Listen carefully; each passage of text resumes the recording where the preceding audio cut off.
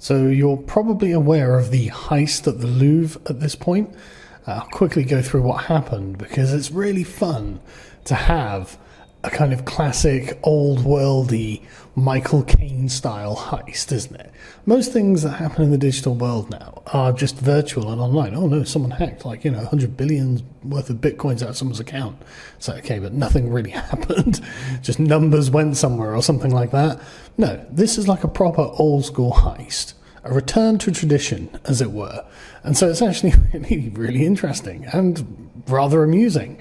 And the reason this was possible, well, you guessed it. It was feminism and diversity hiring. So this is the BBC telling us everything we know about the Louvre jewellery heist. And again, it just seems kind of old world, right? So thieves wielding power tools broke into the world's most visited museum in broad daylight before escaping on scooters with 8 extremely valuable items of jewellery. The gang reportedly arrived at 9:30 local time, shortly after the museum opened to visitors. 4 suspects arrived with a vehicle-mounted mechanical lift to gain access to the Gallery of Apollo, which is on the 2nd floor. Pictures from the scene showed the ladder leading up to the 1st floor window. 2 of the thieves got inside by cutting through the window with power tools. They then threatened the guards, who evacuated the premises, and cut through the glass of 2 display cases containing jewels. A preliminary report has revealed that 1 in 3 rooms in the area of the museum raided had no CCTV cameras, according to French media. Wow, that's incredible.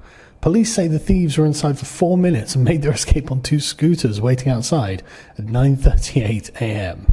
This is a very painful episode for France, says Nathalie Goulet, a member of the French Senate's Finance Committee.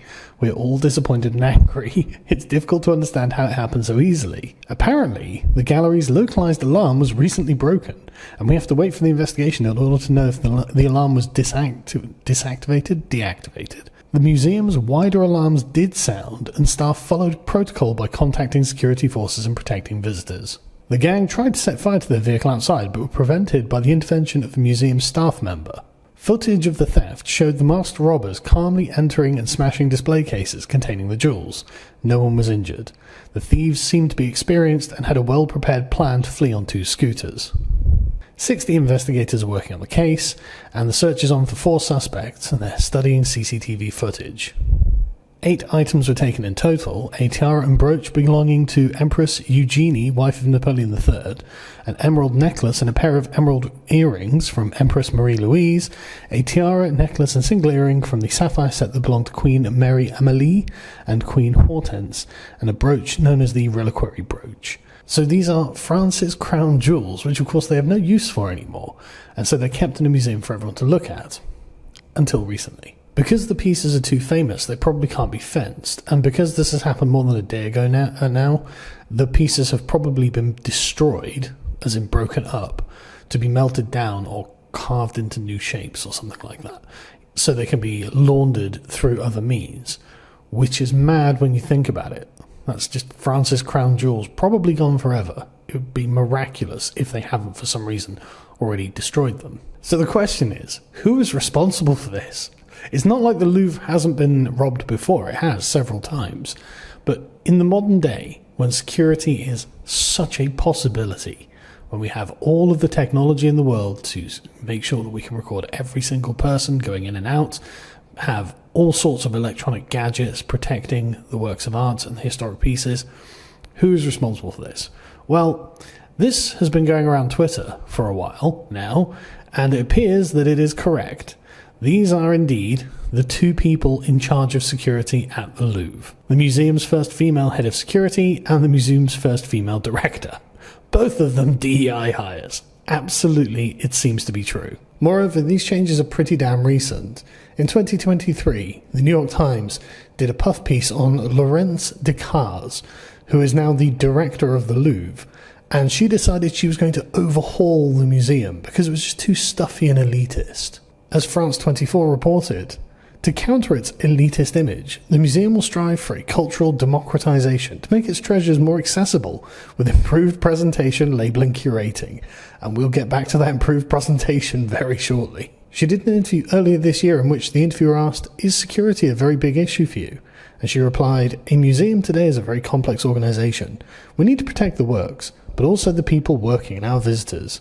In the world of today, half the staff of the Louvre is dedicated to security. For any public place in the world, this is a very serious responsibility, and we take that very seriously. The new project will be designed with all the prescriptions in terms of security and new technologies also dedicated to it. Well, that worked out well, didn't it? And that makes it about 1,000 people in the Louvre who are dedicated to security, and still, this was possible. And you've got to remember that last year it was becoming apparent that there was a problem with gender equality in museums in France. This is a really big issue. I mean, not enough women are in charge of museums in France. A study published on March the 6th, 2024 by the Ministry of Culture shows that a rebalancing is underway, but the efforts remain to be made, particularly financial ones, progressing but room for improvement. By 2024, subsidized artistic creation organizations will have, on average, 38% of women in management positions, the highest proportion since 2021. And that's just not good enough. We need more women, because they're women. 65% of national museums are headed by women, and this is no longer an incongruity, acknowledges Laurence Decazes, whose arrival at the helm of the Louvre in 2021 had the effect of a revolution. And because the feminization of recruitment is important to her, the head of the world's largest museum has appointed a woman, Dominique Buffin, to head the highly strategic reception and surveillance department. A first. She was literally a feminist DEI hire, hired because she's a woman, by a woman, because she's trying to edge men out of those jobs. It's literally that. And the funny thing about this article is, this is not good enough. The next headline is, we can be equal but not fair. 3 out of 5 presidential positions in public broadcasting companies are also held by women, but only 15% of the top 100 companies in the cultural sectors have a woman at their helm, a figure that has stagnated for 3 years. Oh well, better put more women in charge of the security at the Louvre. What about the other museums? Surely they need women in charge of the security there too.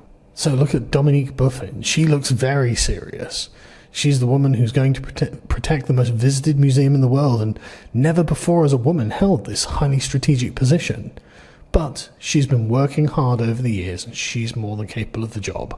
At 45, Dominique Buffin is no novice. For 2 decades, she has quietly climbed the ranks of intelligence and security. Over the past 6 months, as deputy director, she has undergone an accelerated apprenticeship at the Louvre under her predecessor, Denis Fuss. It's been an opportunity to test her composure in the Olympic whirlwind. Might I suggest she probably wasn't quite ready for the job? Now, it's very easy for me, who's got no responsibility to protect the Louvre from robberies, to sit back and go, well, who could have imagined? But really, well, who could have imagined? People are cynically accusing her of being a diversity hire because she obviously is. Sorry, but that's obviously the case. She was chosen because she was a woman. And the thing is, this all seems to be part of like a general modernization effort to make things look worse and function worse than they used to. In 2019, the treasures in the Louvre used to be kept in these gorgeous armored glass cases that if they were disturbed, they would drop down into a sealed chest, into a sealed safe, and they were replaced with these modern displays which are just normal glass. Why would you do that? Like, what would be the point? A, they're far uglier. They don't match the decor that the pieces are surrounded in. And B, like, this is just grim, right? Why make things less beautiful and less useful at the same time? No one forced you to do this. Anyway, this is all terrible if you're French, but it is really funny if you're against feminism and woke bureaucracies, which I very much am. And so this headline from the BBC really makes me laugh. We have failed, says France's Justice Minister, pointing at the Louvre as if he's some kind of soy jack. Just come on, bro.